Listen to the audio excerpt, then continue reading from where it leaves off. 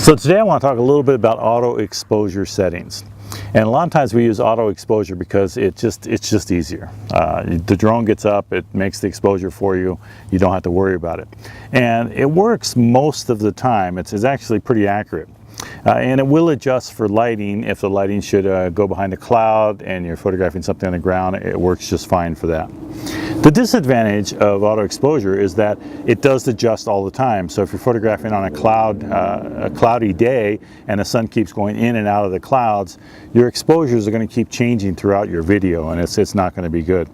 The other disadvantage is if your drone is sitting up there and you rotate it around, so you're basically taking a panoramic or you're looking around like this on the scene. As that drone rotates around, the lighting is going to be different this direction as compared to this direction, that direction, and that direction. So as it rotates around, it's going to change the settings on there.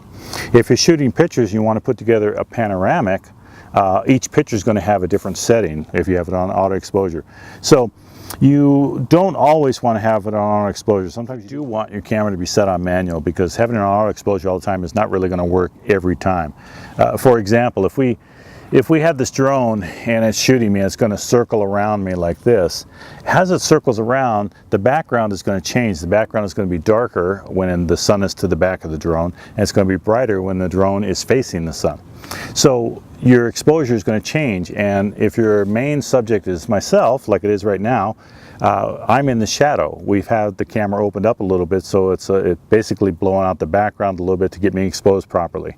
But as it rotates around, it's going to create a silhouette if it's on auto exposure. If it's on manual, it will keep that setting all the way around, so I will always be the one that's properly exposed. So sometimes you do want to set your camera up on manual and just leave auto exposure alone. If you just want to go up and just take some nice shots, most of the time auto exposure works perfect, and the sensors and everything on the camera are pretty good.